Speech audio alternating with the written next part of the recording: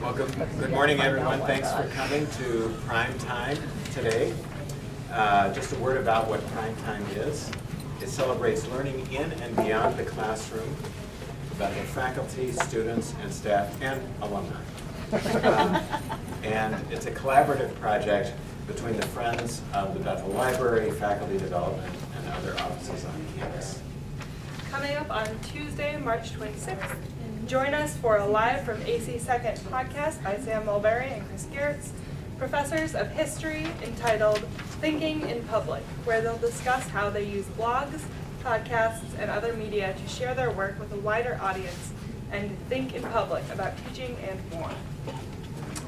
So today, Kelsey Widman, who graduated in 2016, and I are going to give you a preview of a paper we're going to present later this month at a conference.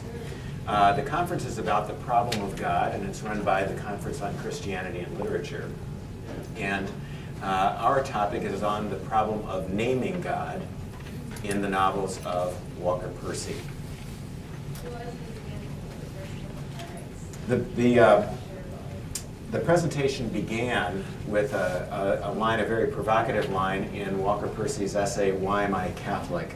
And it goes like this: there are times when it is better not to name God. So that's the beginning. And there are a number of dates and quotes that we'll refer to the quotes anyway on this sheet, just to give you a little background. You don't need to know the novels of Walker Percy, but it's our hope that this will whet your appetite to read them. The problem of naming God in Percy's novels is in the back of our problems in naming anything at all in the postmodern era. How do we even accurately name this age in which we live, the problems that we confront ourselves, our very being? Children are unaware of these problems, as Percy notes, and they come to understand their place in the world spatially and temporally through language. Once a native knows there is an earth, Percy writes, he must know what is under the earth. Once he knows what happened yesterday, he must know what happened in the beginning. Hence his myths. Chickens have no myths. But as the modern person gives up childish ways and takes on the assumptions of our age, she is no longer sure of the space she occupies or her place in a temporal narrative. Man knows he is something more than an organism, Percy writes, but what? He has not the faintest idea. Entered as he is into a new age, Percy continues, he's like a child who sees everything, names everything, and knows everything except himself. So what has gone wrong with language, with naming? Or rather, what has gone wrong with our understanding of language? All readers of Walker Percy recognize this as a major issue in his nonfiction, as seen in his frequent discussions of semiotics and the philosophy of Charles Sanders Peirce. He also frequently discusses the moment when Helen Keller comes to understand the word water, and hence language and her world. In Percy's novels, the dynamics of language figure in his satirical critiques of psychiatry, sexual mores, and race relations. But the novels featuring Will Barrett and Tom Moore also trace the recreation of human relationships and therefore human identity through the recreation of a language that embraces relationship. And that's where language went wrong in the first place, our misunderstanding of its role in human relationships. Linguists and semioticians went wrong, in Percy's view, when they adopted a scientific model of stimulus and response for language, and they thought that could capture its dynamics. Although Percy's terms, especially the term sign, they aren't entirely consistent, we can say that he criticizes the notion that words or phrases are mere signs that call forth a response. This is what the famous chimpanzee of the 70s, Washoe, was capable of doing. But Percy explicitly contrasts the chimp's mode of language with what Helen Keller ultimately learned. Quoting her autobiography, Percy relates that Keller goes beyond the stimulus-response model when Annie Sullivan traced the word W-A-T-E-R on her hand. I knew then, Keller writes, that W-A-T-E-R meant the wonderful, cool something that was flowing over my hand. That living word awakened my soul, gave it new light, hope, joy, set it free. I left the house eager to learn. Everything had a name. I saw everything with the strange new sight that had come to me. For Percy, it is crucial that Keller's ability to name and know arises in the context of her relationship with Annie Sullivan, another human being. So water isn't just a sign to which she can point when she's thirsty. Rather, Percy would later call it a symbol. It sets the object water, and I'm quoting now, at a distance and in a public zone, where it is beheld intersubjectively by the community of symbol users. Language thus becomes a truly human instrument when words and narratives are handled in this intersubjective way, not primarily to signal our wants, not like Washoe, and not like an algorithm as a computer can do. Rather, language in its fullest sense is the human way of symbolizing meanings to persons with whom we have true relationships. Language thus becomes a way of comprehending the world as a whole and one's conscious place in it. The Second Coming, the second of the Will Barrett novels and the follow-up to The Last Gentleman, is the only of these four novels to have two protagonists, and is the only one that can bifurcate the problem of God and language into separate characters, characters who only resolve their individual quandaries when united. Alison Huger, recently escaped from a psychiatric hospital, is struggling to make sense of the roles of words and meaning in communication, noting that, quote, other people seemed to use words as signals in another code they had agreed upon. Such a code, she reflected, may not be bad. Indeed, it seemed to cause people less trouble than words. As she relearns human interaction, she gathers an intuitive glossary of slang and subtext, ranging from the various meanings of the word crash and what is meant by the phrase, I hate to tell you, to more metaphysical ponderings on what the word love actually means. She spends most of her time alone, stuck in a word association loop, sensing somehow that connections exist between certain words or phrases, but unsure what those connections are or if they're important. Quote, go wing, go on, go wane, go way. Gong, God, dog, I said, not knowing what I meant. Do I have to mean anything? Maybe just go away. Maybe dog star equals serious equals God. Will, meanwhile, is experiencing his own issues with language and God, issues that are somewhat extensions of his narrative in The Last Gentleman, where he meets the Vaught family and spends a number of months trying to be something different to every member, and figure out some kind of path for himself out of, quote, a state of pure possibility, not knowing what sort of man he was or what he must do, and supposing, therefore, that he must be all men and do everything. The elder Vaught son, Sutter, takes on most of the philosophizing in the book, often via a journal he leaves for Will, which includes one of the first iterations of a theme Percy explores throughout his books. Quote, it doesn't mean anything anymore, God and religion and all the rest. It doesn't even mean anything to your fellow Christians. Years later, during the events of the Second Coming, Will seems to be grappling with a similar issue. Like Kitty's catalog of idioms and subtext, Will notes the belief system of every acquaintance, detailing them about midway through the book, and capping off the list with a question. Quote, is this an age of belief, a great renaissance of faith after a period of crass materialism, atheism, agnosticism, liberalism, scientism, or is it an age of madness in which everyone believes everything? On their own, Allison and Will are unable to name and thus understand or solve their circumstances. They discover their love for each other and reconnection to language simultaneously, suggesting an important link between restorative relationship and the ability to name. She gets the problem, I get the solution. So how are language and human relationships restored in The Second Coming, the second of the Will Barrett novels? And how does that process address the problem of naming God? Well, in The Second Coming, Will challenges God to show a sign of his existence. This is quote number 2. I shall go into a desert place and wait for God to give a sign. If no sign is forthcoming, I shall die. After spending several days in an abandoned cave equipped with enough drugs to kill himself and get an insurance policy out of it, great plot, Will Barrett falls down a passageway, and this gives onto a vent which also leads to a greenhouse and a second fall. That sends him to the greenhouse floor, and Allie Huger, who's staying there, nurses him back to health. He smells of a grave, she thinks, and his comatose body reminds her of paintings of Christ at the deposition from the cross. It's a metaphorical rebirth for Will, a second coming to earth, although he himself doesn't identify it as such.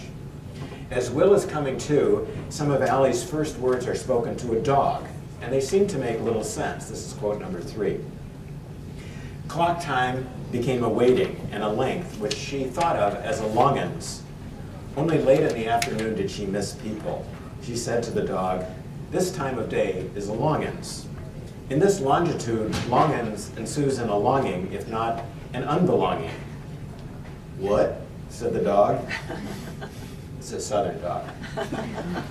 As she recovers from the shock treatments that had destroyed much of her memory, Allie is recreating language, as Kelsey mentioned. Her words, like those of a child who's learning to speak, often rhyme.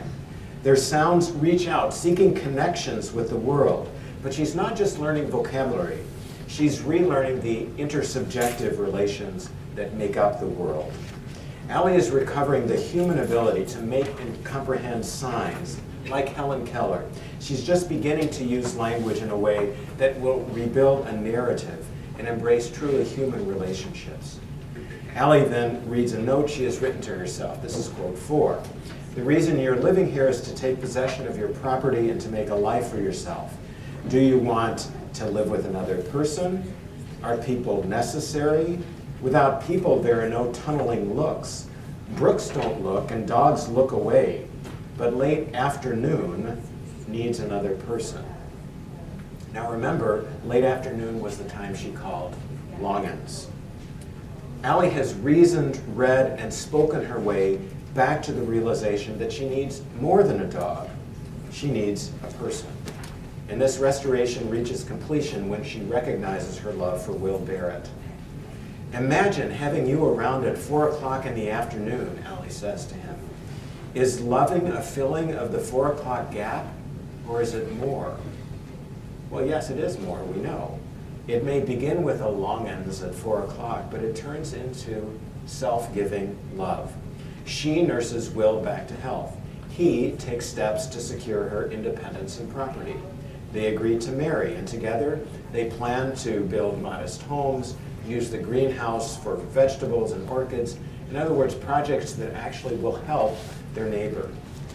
Will calls their conversation our new language. Their restored language leads to a restored relationship. Now, Will insists that he's not a believer, and naming God is a step too far. But he also insists that a failed Catholic priest, Father Weatherby, do the marriage ceremony because you know something that I don't. In the final sentences of the book, this is quote number 6, Will asks if Allie is a sign of God and implies much the same of the priest. Am I crazy to want both, her and him, capital H? No, not want, must have, and will have. He may still be crazy, note, but his language and his life will henceforth be understood in relationship to this woman and his experience with God.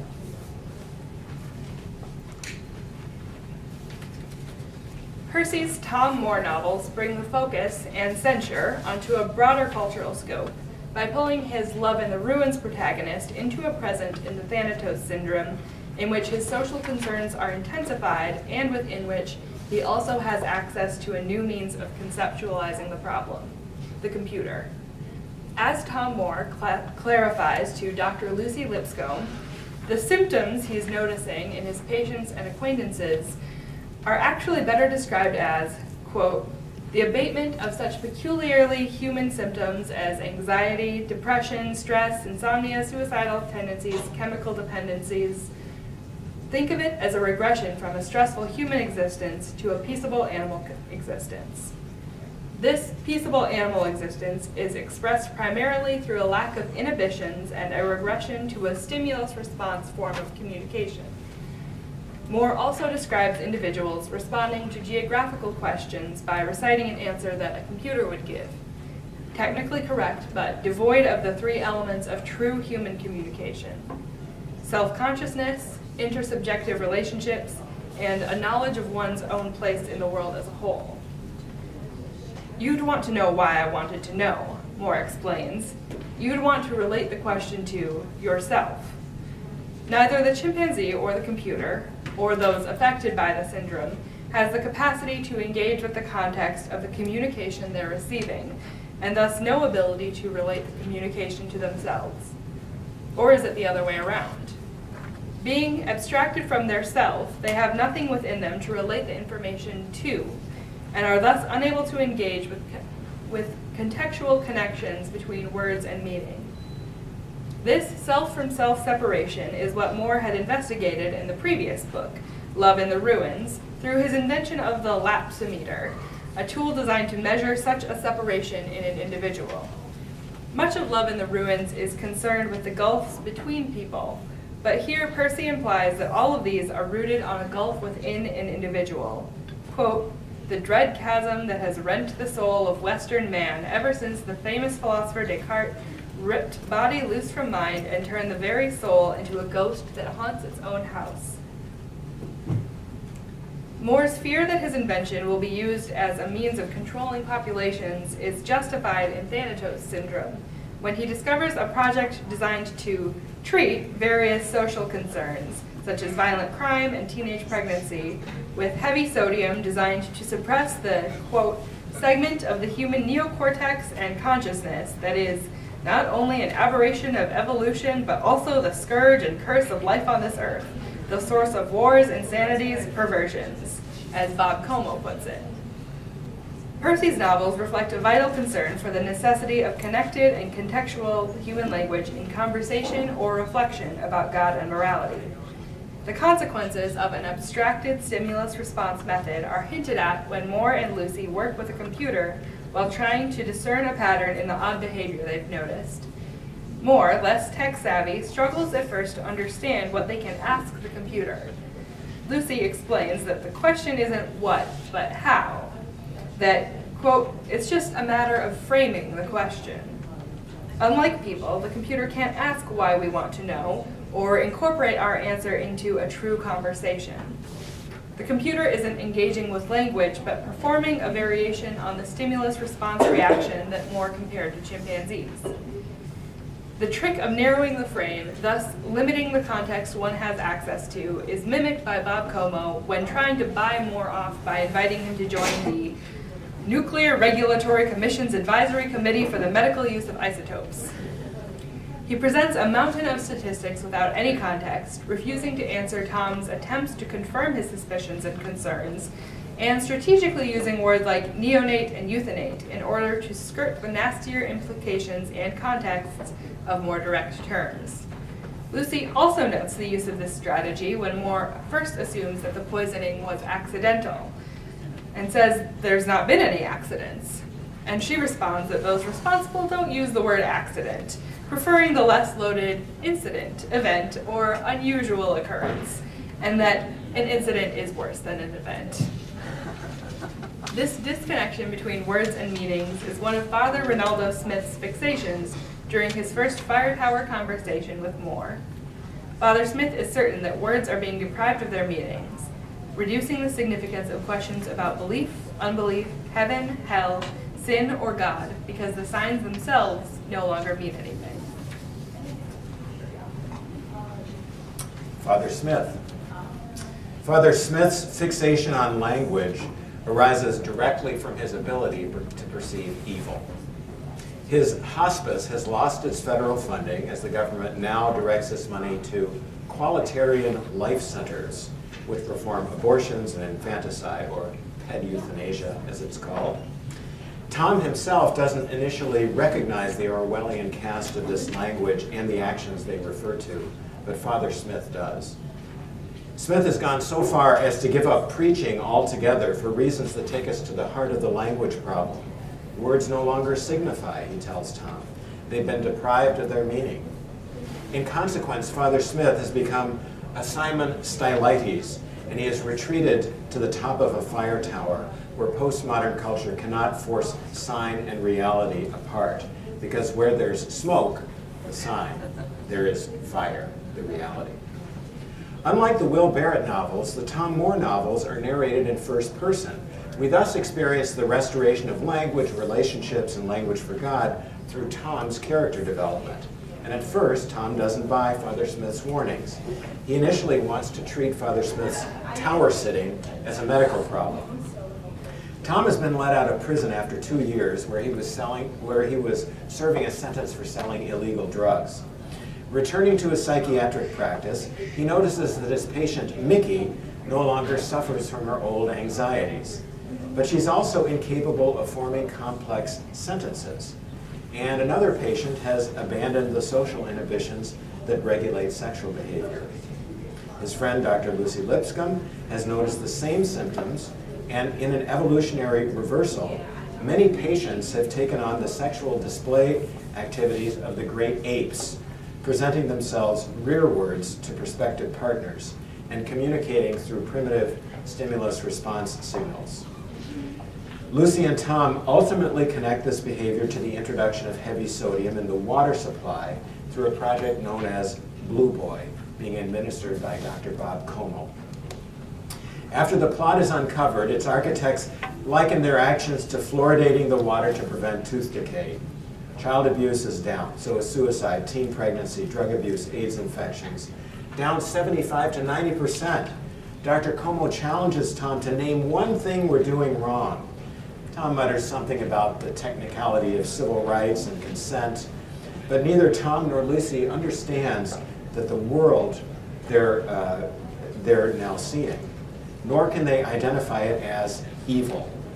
Tom is shocked by the uninhibited sexual displays, but he doesn't have the language to identify the problem, namely the loss of human relationship, intersubjectivity between partners, and the reduction of sex to stimulus response.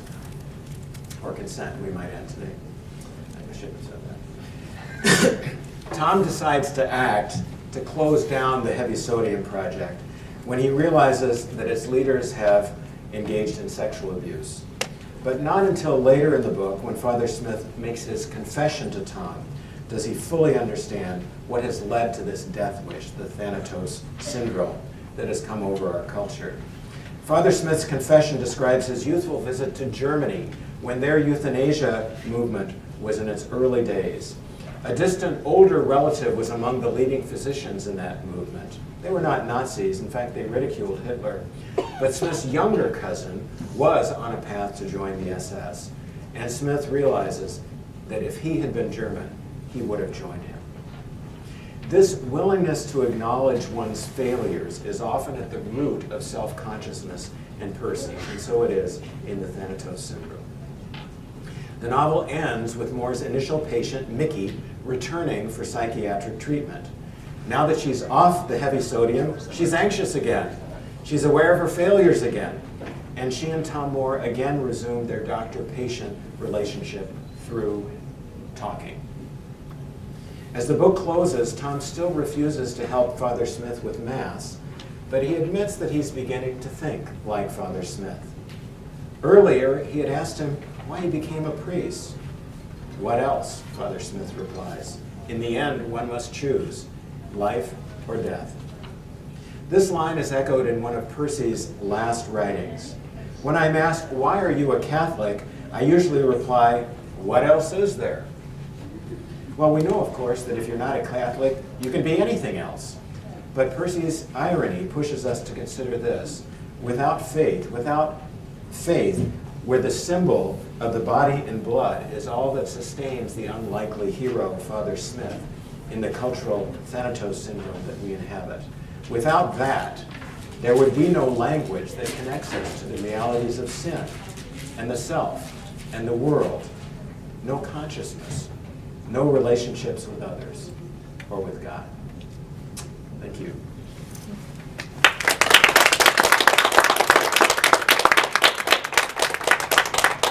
Okay, so we're trying to get this down to 20 minutes. I think we're closer to 25. You can tell us what to cut, or you can just ask questions if you like.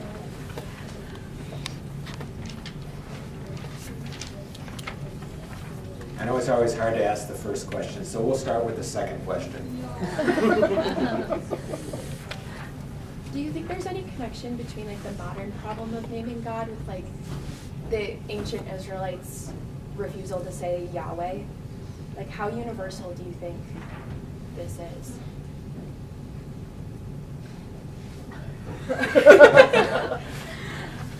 I'll take the easy questions.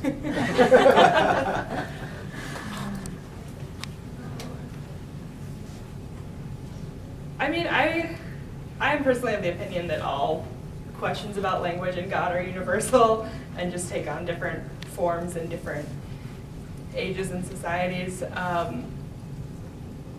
I'm not particularly familiar with myself with like the alternative that you posed, but in terms of like universality, I'd say, yeah, sure. You know, the very first page, thank you, I gave you time to think. The very first page of Augustine's Confessions is all about the problem of naming God. How shall I name thee? And in a sense, the whole book is about that. The very first poem in English literature, Cadman's hymn, names God in about 6 different ways. Yeah, how do we name this being who created us? Yeah. Percy is putting it in a particular setting, a modern and postmodern setting, but I would say certainly it's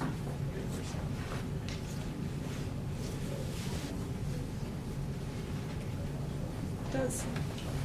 As you were writing this and thinking about language and the function of language, was there ever a time when you felt like we need an alternative to language? Like language is, the whole problem of using language to try to capture what language does. So tell me about that kind of irony of talking about language not working, but having to use language to do it. Did you ever find yourself on that kind of carousel? And did an alternative to language ever pop up in your conversations? I definitely, with the problem of using language to describe language, which I think is also something that the characters in these books struggle with. Definitely, Allie Huger, the young woman who had just escaped from some really intensive electroshock therapy treatments that had really messed with her memory and her ability to conceptualize language, is having to relearn it and starting to relearn that there are underlying contexts to just words. And so one of the things that she has to relearn is how to understand the things that are kind of the other component of language, which is what's unspoken but intuited. And so trying to kind of harness a way to use, because when we're talking about this, we can kind of only use words, and we can't assume that everybody has read the things that we have read and are talking about. And yeah, I know for myself it was a challenge to figure out how to talk about the difference between words as just arrangements of letters and sounds, and also while also getting to what they actually mean and the interplay between language and relationship. I don't know if I answered that. That's good. Thank you. Percy was very interested in semiotics and did a serious study of Charles Sanders Peirce. And so the secondary sources on this they'll often talk a lot about Peirce or semiotics, and they won't really relate it to the fiction. And that's kind of the newer thing that I think we're doing here. But initially, Percy talks about the speaker, the referent, and the sign as how language works. And then he thinks that's too limited, and he uses the word symbol as a richer, Kelsey used the word intuitive, all of those relational elements that go way beyond what water is and what I'm saying and what Andy hears. It's a way of putting Helen Keller, putting her in her world. So in response to your question, I think rather than an alternative to language, he is really keen on restoring the humane and really the theological richness of the gift of language. Adam naming the beasts in Paradise Lost, not so much in the Bible, but in Paradise Lost. It's a way of creating the world in the Bible, of course. And thank you for asking about my grandchildren, by the way. We have 2 grandchildren who are 2 years old, and we see this with them. And if you've had young children, you know this. They are creating a whole world, not just of things, but their place in the world. Maria, I'm wondering, is there ever a point, I mean, it seems like that, right, once we engage in a relationship, it restores language, but is there ever kind of a constant acknowledgement of the limitations of language, even in relationship with God?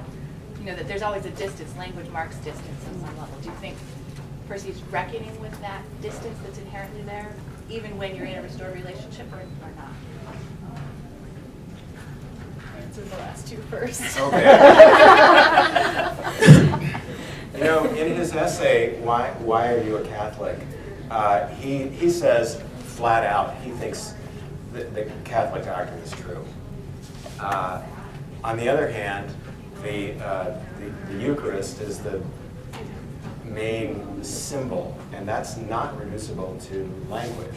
So there's mystery there.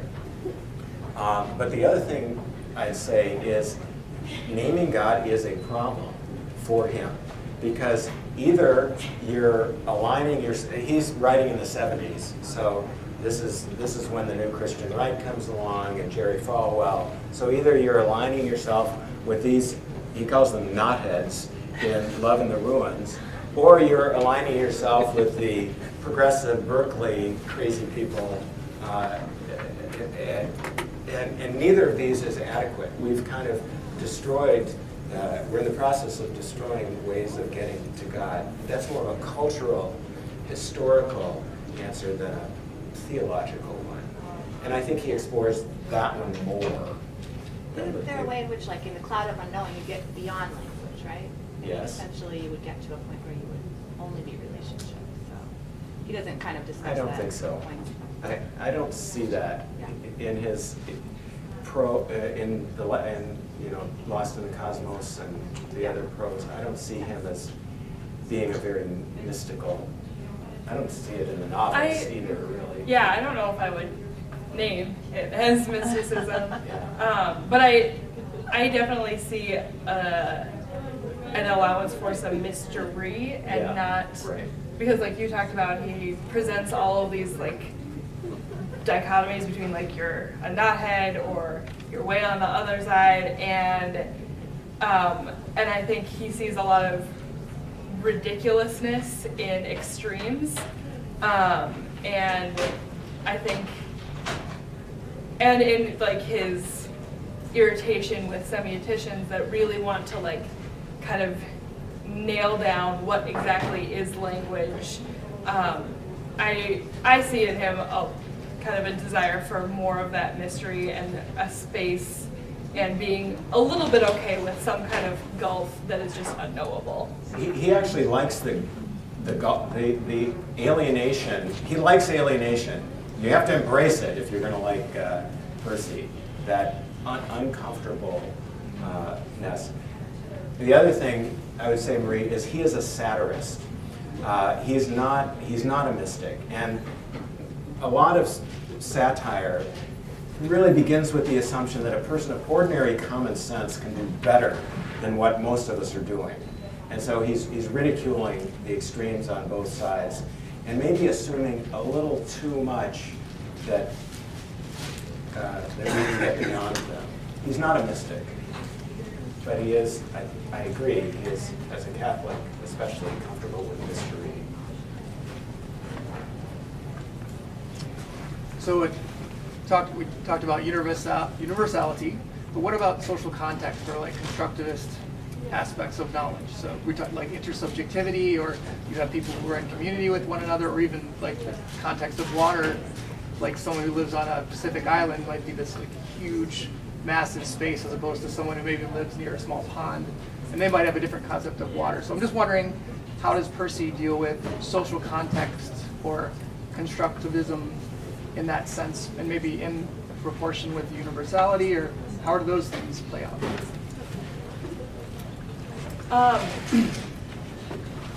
So I immediately thought of, I'll keep bringing her up, Alison Huger, the person that escapes and is having to live and understand meaning in an entirely different context from the one she's been living in. So she's been in a hospital, she's been very isolated within that hospital. Pretty much all of the language around her is mostly like terminology or jargon or really medicalized language that's very specific and means one thing. And then when she leaves the hospital, she's like her first interactions are with strangers who are like using the words crash to mean like, oh, can I crash there? Which for them means, can I sit down? And for her means like, I don't want you to get hurt, what's happening? And so I think, and like Dan said, he talks a lot about, what was I just about to reference before? Being a satirist, he has more of a tendency to like make fun of some of those differences between contexts. Or not make fun, but really like point out in ways to note how they're ridiculous rather than actual like I don't want to say not be like thoughtful or deep about it, because he is very thoughtful and deep. But he was a psychiatrist after all. Yeah. He was trained as a psychiatrist. I don't know where I'm going with the rest of that thought, but I have something else to add. In the Second Coming, the priest that that Will Barrett asked to marry him and Allie has been a missionary to the Mindanao people. And there are a couple of very interesting paragraphs about how the Mindanao accepted the gospel and were really transformed by it. And the contrast is they haven't had their communication system ruined by modernity. I mean, that's really what he's saying. So in terms of, he kind of turns the cultural context maybe on its head a little bit. That we have subtilized ourselves to the place where we can no longer understand what so-called primitive people can understand. So it's a very interesting passage at the end of the Second Coming. He kind of relativizes modernity in very satirical ways. So my question is, and maybe this is just my lack of knowledge of Percy and all that, but Why don't you speak up a little bit? oh, sorry. I can hear you. So I'm wondering what if you can maybe clarify for me a little bit what exactly his critique is of modernity, and here's where my confusion comes in. So on the one hand, we know that language is relational, and that's specifically what Walker Percy is showing. This is my main exposure to Walker Percy, I would say. So language is relational, and I think that's, my main thinking about this comes from folks like Charles Taylor and people like that. So, language, essentially to develop a rich language, you have to have a relationship with others. And in that way, I think you use the word presentation, intersubjective, in other words. That's Percy's word, yeah. Okay, so language, words have meaning because in a relationship they have meaning with other people. And oftentimes those other people are larger groups. It's not simply an individual relationship, it's a larger group relationship. And we recognize that. And I'm wondering then, where does the problem then come in? Is the problem that modernity wants to, in some sense, move away from historical meanings of things, in the sense that language oftentimes isn't just a conversation with people who are currently alive, it's also a conversation with meanings from those in the past, inherited meanings. And is that the main loss, or is the main loss that modernity is in some ways trying to scientize language and sort of reduce it to symbols? But then here's where I think the rub maybe comes with that. If that's the case, if the problem is that he's turning it into symbols, in that case, is there an objective world out there? Because if he's already said that it's subjective and it's intersubjective, where's the there that's there?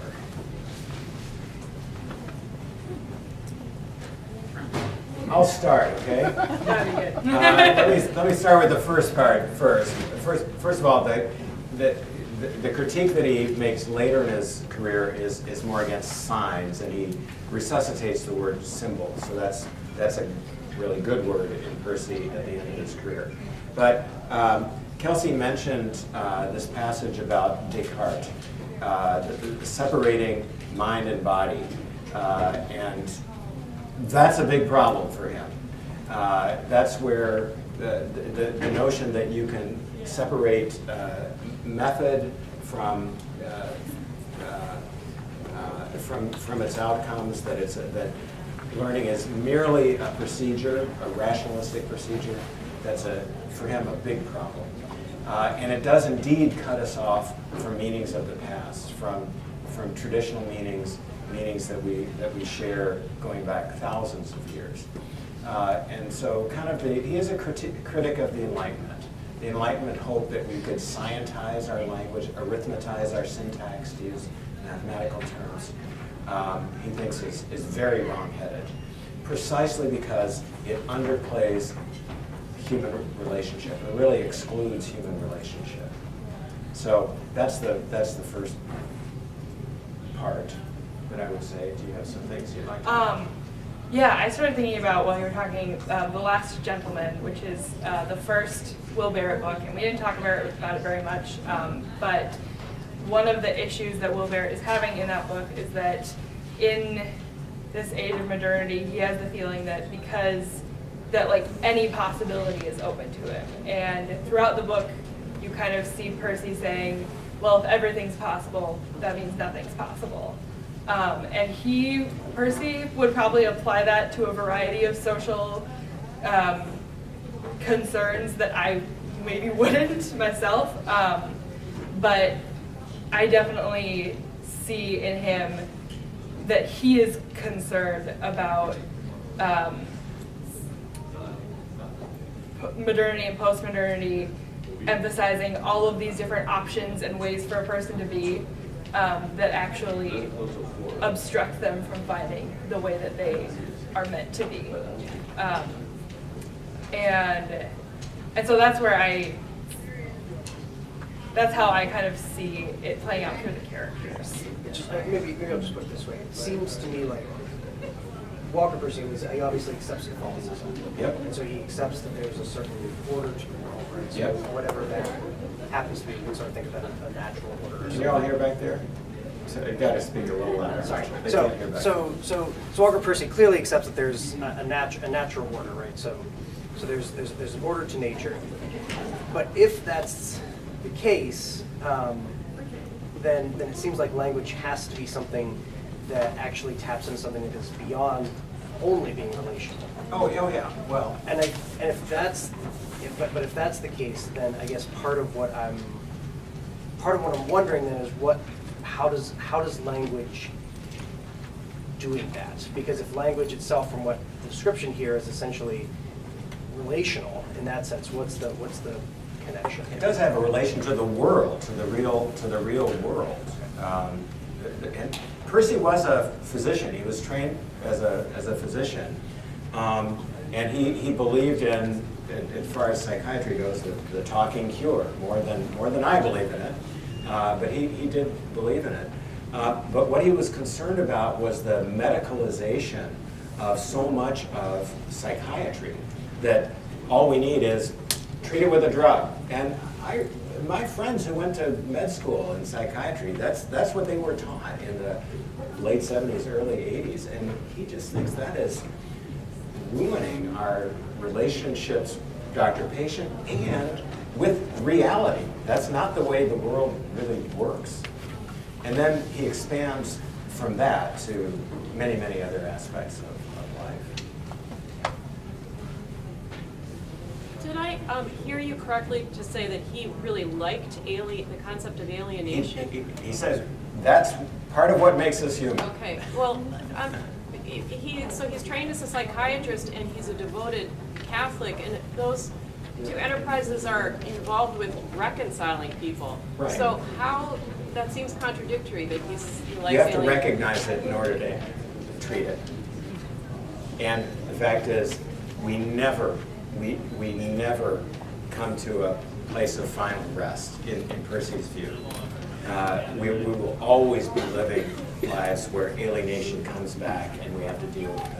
And the notion that we can treat it with heavy sodium or a lapsometer or whatever the drug is making us less than human. Yeah, I definitely agree with everything you just said, and I think he definitely sees overcoming alienation as a uniquely human problem that, like you said, will never be solved, but the struggle towards that and towards connection and not feeling alienated is kind of a human project.